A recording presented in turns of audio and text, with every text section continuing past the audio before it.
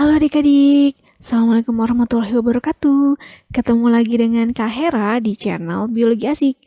Pada kesempatan kali ini, kakak akan membahas tentang materi kelas 11, yaitu materi sel. Nah, tapi sebelum kita masuk ke materi pembahasannya ya, buat adik-adik yang belum subscribe, jangan lupa subscribe dulu ya. Cakupan materi yang akan kita bahas pada materi ini yang pertama adalah penemuan dan teori sel, yang kedua macam-macam sel, yang ketiga struktur dan juga fungsi sel, dan yang terakhir perbedaan antara sel hewan dan sel tumbuhan. Kita masuk ke materi yang pertama, yaitu penemuan sel dan juga teori sel. Sel itu pertama kali ditemukan oleh ilmuwan asal Inggris yang bernama Robert Hooke. Robert Hooke itu mengamati sel pertama kali dari sayatan gabus kering. Jadi ketika mengamati sayatan gabus, Robert Hooke melihat adanya ruang-ruang kecil yang kemudian diberi nama selula atau sel. Yang kedua ada Robert Brown. Nah, Robert Brown ini adalah ilmuwan yang menemukan inti sel atau nukleus dan juga meneliti adanya aliran sitoplasma di dalam sel ya, yang kemudian diberi nama gerak Brown atau sesuai dengan namanya ya. Yang ketiga ada Rudolf Virchow. Nah, Rudolf Virchow ini membuat teori sel yang mengatakan bahwa sel itu berasal dari sel-sel sebelumnya, yang dalam bahasa Latin artinya omnes cellula et cellula. Nah, yang keempat ada Max Schultz. Nah, jadi kalau Max Schultz ini yang mengatakan bahwa sel itu merupakan kesatuan fungsional. Yang kelima ada Theodor Schwann dan Matthias Sladen, atau mungkin lebih dikenal dengan Sladen and Schwann ya. Nah, kedua tokoh ini mengemukakan teori sel, yaitu sel itu merupakan kesatuan struktural. Jadi, unit dasar yang menyusun kehidupan suatu makhluk hidup itu adalah sel. Makanya disebutnya sel itu merupakan kesatuan struktural penyusun dari makhluk hidup. Kita masuk ke materi yang kedua, yaitu macam-macam sel.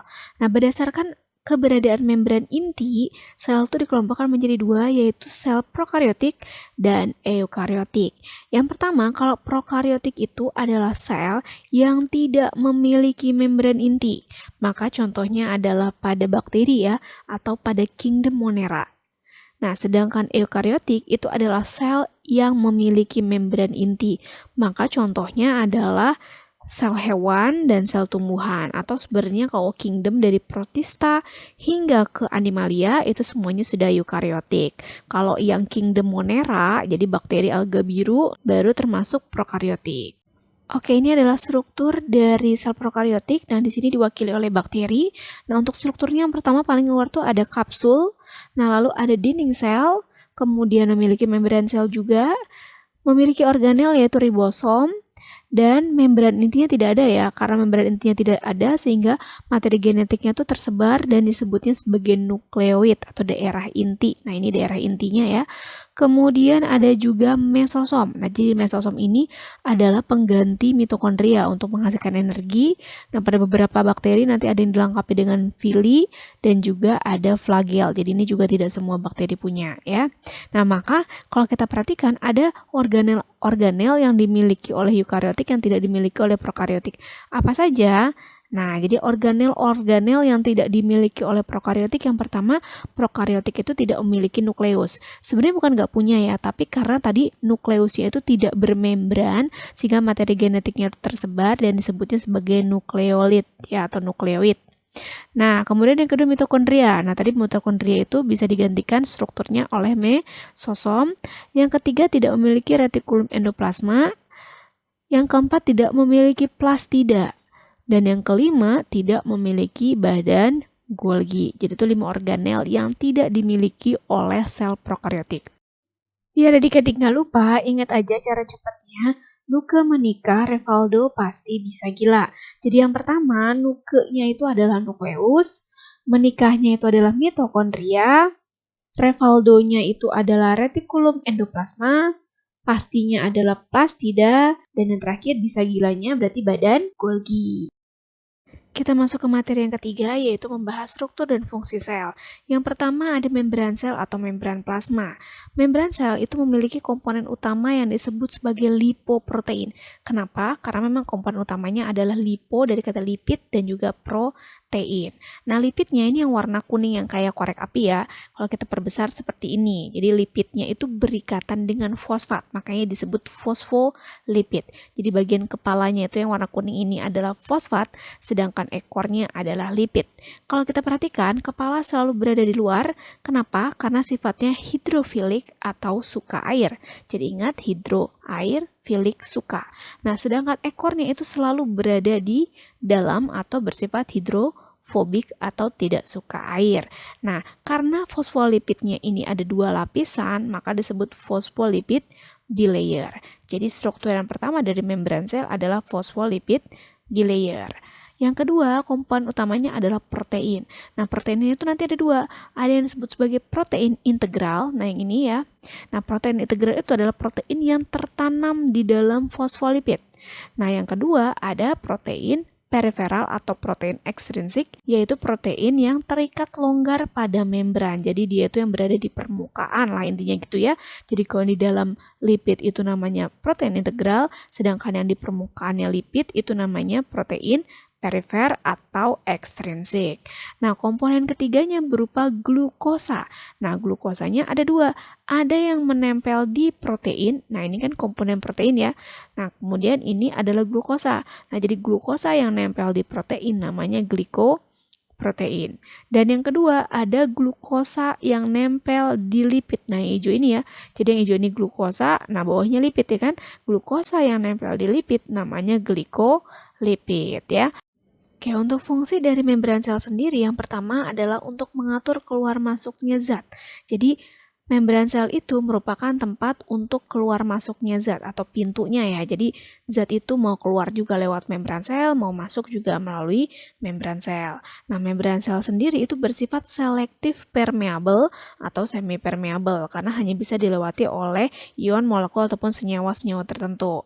Nah, yang kedua berfungsi sebagai pelindung karena kan kalau membran sel itu paling luar ya. Jadi kalau di sel hewan itu adalah paling luar. Nah, jadi berfungsi sebagai pelindung sel, pelindung isi sel. Nah, sedangkan yang ketiga untuk reseptor atau penerima rangsangan. Yang kedua ada nukleus atau inti sel. Nah, ini adalah struktur dari nukleus ya. Jadi bisa dilihat bahwa paling luar dari nukleus ini adalah selaput inti atau disebutnya karioteka. Jadi ini paling luarnya adalah membran inti. Jadi ada dua lapisan membran ya. Membran luar dan membran dalam. Nanti di membrannya ini terdapat pori-pori inti atau pori-pori nukleus. Kemudian di dalam inti itu juga terdapat cairan. Jadi di dalam sel kan ada cairan namanya sitoplasma. Nah, di dalam inti itu juga ada cairan namanya nukleoplasma. Nah, jadi nanti di dalam bolanya ini ya anggap aja ya, itu terdapat cairan namanya nukleoplasma. Nah, nanti di dalam nukleoplasma itu terdapat benang-benang. Nih kelihatan ya, benang-benang halus nih ya, yang disebut sebagai kromatin. Jadi kromatin itu adalah kromosom sebelum menebal atau waktu masih berupa benang. Lalu yang di dalamnya inti sel yang bulat kecil ini ya, ini adalah nukleolus atau anak inti. Ya, jadi strukturnya ingat ada membran inti, kemudian ada pori-pori inti, anak inti, nukleoplasma atau cairan inti, dan ada kromatin atau benang-benang. Nanti di dalam kromatin ini terdapat materi genetik ya berupa DNA. Nah, fungsi nukleus sendiri yang pertama berarti untuk mengatur sintesis protein. Karena sintesis protein itu nanti bisa terjadi juga di nukleus. Yang kedua untuk mengatur metabolisme tubuh. Yang ketiga untuk tempat menyimpan informasi genetik karena tadi di dalam kromatin atau kromosom itu terdapat DNA. Dan yang keempat untuk tempat replikasi DNA untuk menggandakan DNA. Sedangkan nukleolus ya anak inti itu berfungsi untuk mensintesis berbagai macam molekul RNA. Jadi untuk membentuk ribosom itu nanti dibutuhkan RNA dan dibentuknya itu di nukleolus. Nah, yang kedua adalah untuk membentuk ribosom dan terlibat dalam proses sintesis protein. Yang ketiga ada protoplasma. Jadi protoplasma itu terdiri dari yang pertama ada sitoplasma. Jadi sitoplasma itu adalah cairan sel yang terletak di dalam sel dan di luar inti sel. Nah, jadi nanti ini cairan yang terletak di antara membran dan inti lah ya. Ini namanya sitoplasma. Sedangkan nukleoplasma itu kan tadi cairan yang berada di dalam inti sel.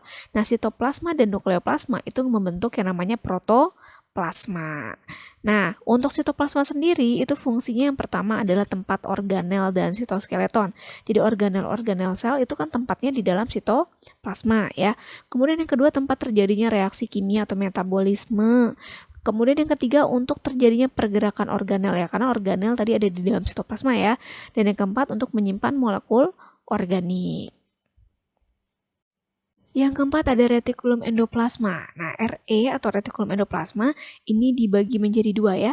Ada RE kasar dan RE halus. Apa bedanya? RE kasar itu adalah RE yang ditempeli oleh ribosom. Jadi kalau ini inti sel, nah RE kasar itu menempel di inti sel ya, jadi di membran inti selnya dan ditempeli oleh ribosom. Jadi yang titik-titik ini kan ribosom ya. Jadi kalau ada ribosomnya itu RE kasar, sedangkan RE halus itu yang tidak ditempeli ribosom. Nah, karena strukturnya beda, jadi fungsinya pun jadi berbeda. Untuk RE kasar itu fungsinya adalah untuk pembentukan fosfolipid membran dan juga untuk sintesis protein sekretori. Protein sekretori sendiri misalnya adalah glikoprotein ataupun hormon insulin yang dibentuk di dalam pankreas. Nah, yang kedua tadi ada RE halus atau RE yang tidak ditempeli ribosom. Nah, jadi ini nempelnya di RE kasar ya. Nah, fungsi dari RE halus itu adalah untuk mensintesis lemak atau lipid, untuk detoksifikasi dan juga untuk metabolisme karbohidrat. Yang kelima ada ribosom. Nah, ribosom itu juga dibagi menjadi dua. Ada yang disebut sebagai ribosom bebas, yaitu ribosom yang terdapat di dalam sitoplasma atau sitosol, dan ribosom terikat, yaitu ribosom yang terdapat di dalam retikulum endoplasma. Nah, fungsinya sebenarnya sama ya, sama-sama untuk sintesis protein. Nah, kalau ribosom bebas itu sintesis proteinnya di dalam sitosol ya, jadi untuk kebutuhan di dalam sitosol. Sedangkan ribosom terikat itu berfungsi untuk sintesis protein, untuk dimasukkan ke dalam membran sel, kemudian untuk sekresi protein dan pembungkusan membran organel tertentu. Yang keenam ada badan Golgi atau aparatus Golgi atau dikenal juga dengan diktiosom pada sel tumbuhan. Jadi badan Golgi di sel tumbuhan itu disebutnya diktiosom. Struktur dari badan Golgi sendiri itu terdiri dari tumpukan-tumpukan kantung pipih ya, seperti ini yang disebut sebagai sisterna. Nah, nanti di dalam Golgi ini juga terdapat membran yang disebut sebagai cis Golgi dan trans Golgi. Nah, cis ini merupakan bagian yang menerima vesikel, sedangkan trans nanti keluarnya vesikel itu dari bagian trans. Jadi ada cis, ada trans. Fungsi badan Golgi sendiri yang pertama adalah untuk sekresi sel atau untuk membentuk vesikel-vesikel ya. Yang kedua untuk pembentukan akrosom. Nah, coba ada yang tahu akrosom itu apa?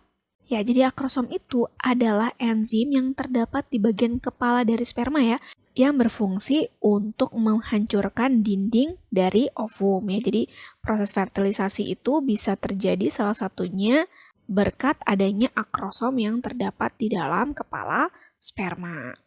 Yang ketiga, fungsi Golgi adalah untuk pembentukan membran sel dan juga untuk pembentukan dinding sel pada sel tumbuhan. Yang ketujuh ada lisosom. Jadi lisosom ini merupakan organel dengan membran tunggal. Dan di dalam lisosom ini nanti terdapat enzim hidrolitik. Jadi di dalamnya terdapat enzim hidrolitik yang berfungsi untuk mencerna makromolekul. Sehingga fungsi dari lisosom yang pertama itu untuk pencernaan intrasel. Nah, yang kedua juga berperan dalam proses fagositosis dengan cara menelan dan juga mencerna partikel yang kecil gitu ya.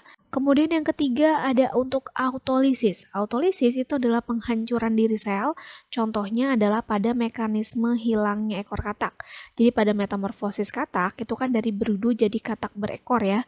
Lalu katak berekor jadi katak dewasa itu nggak ada ekornya. Jadi hilangnya ekor katak itu melalui proses autolisis. Jadi nanti lisosom itu akan membebaskan semua isi lisosom, jadi enzimnya dikeluarin semua untuk menghancurkan selnya. Jadi yang terlalu lama selnya atau ekornya itu bisa hilang.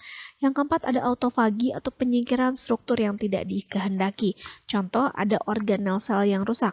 Maka organel tersebut nanti akan dihancurkan oleh lisosom melalui mekanisme autofagi. Jadi akan berfusi terlebih dahulu seperti ini, nah baru nanti dihancurkan atau dicerna.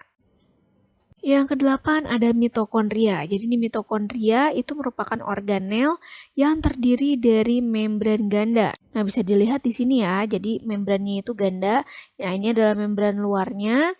Nah, kemudian ini ada membran dalamnya. Nanti di dalam membran dalam itu terdapat cairan yang disebut sebagai matriks. Lalu membran dalamnya itu nanti akan mengalami lekukan yang disebut sebagai kristal. Mitokondria itu juga sudah memiliki organel sendiri, yaitu memiliki ribosom, dan di dalam mitokondria juga sudah terdapat DNA sendiri. Fungsi dari mitokondria sendiri adalah untuk respirasi sel atau untuk menghasilkan energi ya. Selanjutnya yang ke-9 ada plastida. Nah, plastida itu dibagi menjadi 3 ya.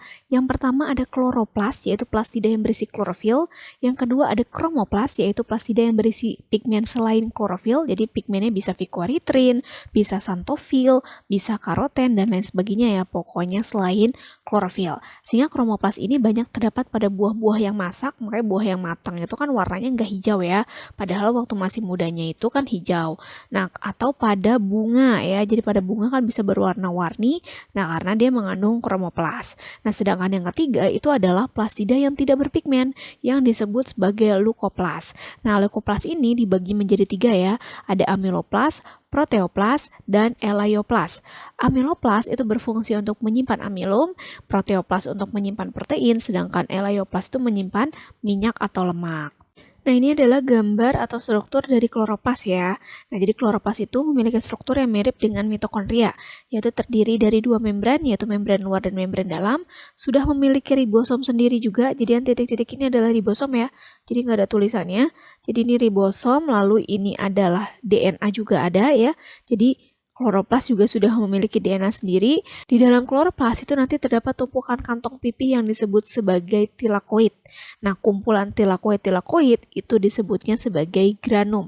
Jadi kalau satu keping aja, jadi ingat aja kayak burger lah ya. Jadi kalau cuma satu keping, satu tumpukan aja gitu, atasnya aja, itu namanya tilakoid. Nah, tapi kalau full satu burger, nah itu namanya granum. Nah, kumpulan dari granum-granum, misalnya kan banyak granum ya, itu namanya grana ya.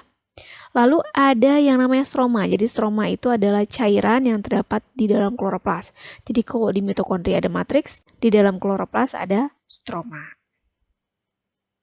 Yang ke-10 ada peroksisom.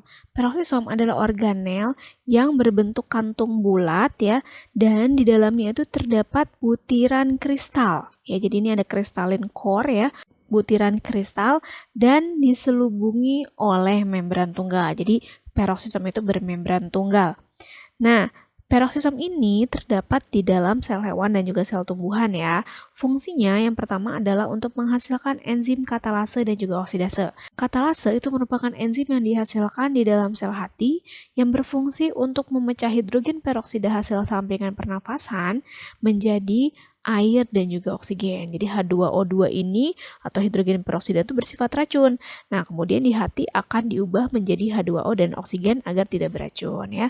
Yang kedua bisa juga untuk memecah lemak, dan yang ketiga bisa juga untuk menetralisir racun alkohol.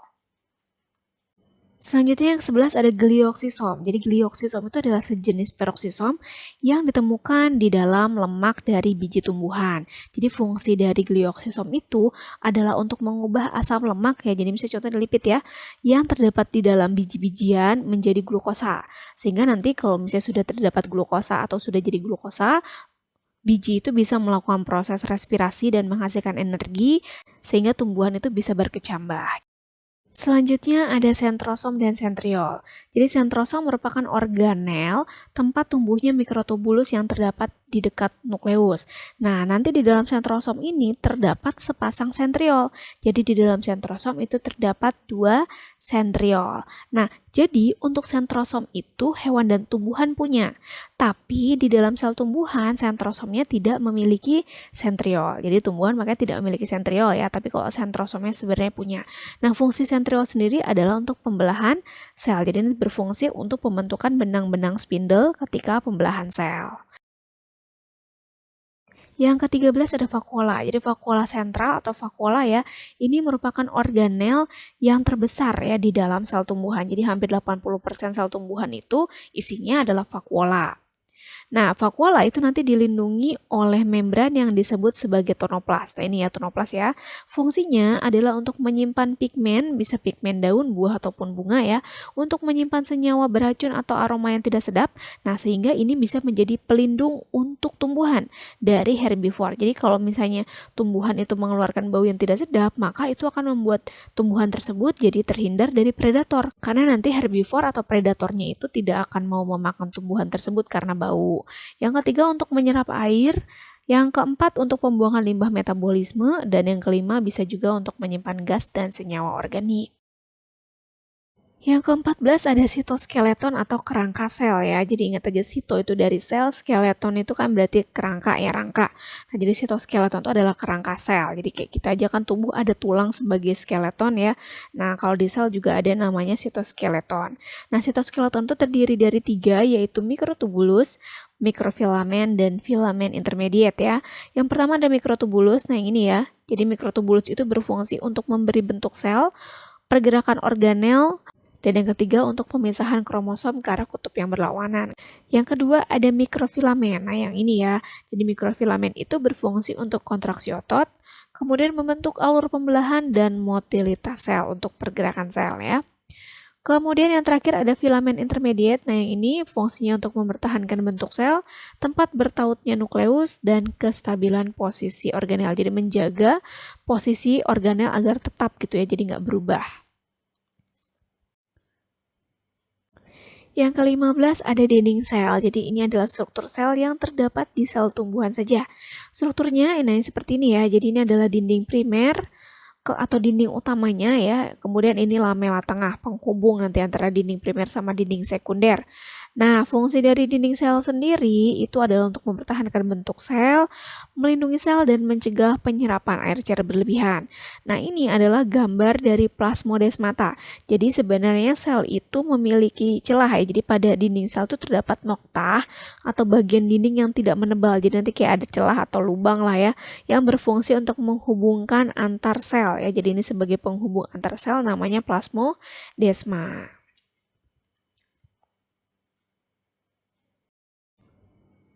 Materi terakhir kita akan membahas mengenai perbedaan antara sel hewan dengan sel tumbuhan. Jadi untuk sel hewan itu yang pertama bentuknya biasanya bulat ya. Nah, organel yang dimiliki yang pertama ada inti sel. Nah, ini ya. Ini inti sel, kemudian ada retikulum endoplasma atau RE, mitokondria, sitoplasma, badan Golgi, peroksisom, sentrosom dan sentriol, lisosom, ribosom, dan membran sel tentunya ya. Sedangkan sel tumbuhan itu biasanya bentuknya lebih tetap ya. Jadi bentuknya kayak kotak gitu. Organelnya yang pertama ada inti sel, kemudian RE, Golgi, kloroplas, vakuola, mitokondria, membran sel, dinding sel, sitoplasma, ada amiloplas, ribosom, peroksisom. Nah, jadi kelihatan ya ada beberapa organel yang berbeda.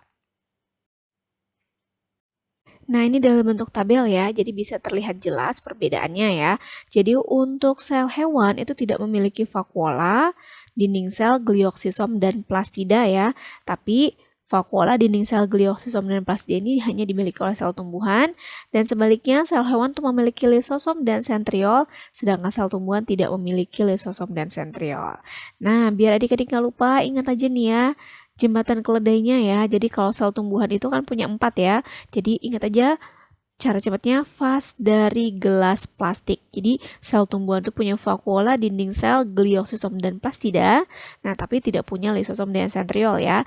Nah, sel hewan berarti kebalikannya, tidak punya vakuola, dinding sel, gliososom dan plastida, tapi punya lisosom dan sentriol. Jadi ingat ini, nanti sel hewannya kebalikannya gitu ya. Oke adik-adik, itu tadi video mengenai pembahasan tentang sel ya. Semoga adik-adik makin paham setelah melihat video ini. Dan jangan lupa untuk terus like, komen, dan juga subscribe biar kakak makin semangat untuk bikin video-video lainnya. Sampai ketemu lagi di video selanjutnya. Assalamualaikum warahmatullahi wabarakatuh.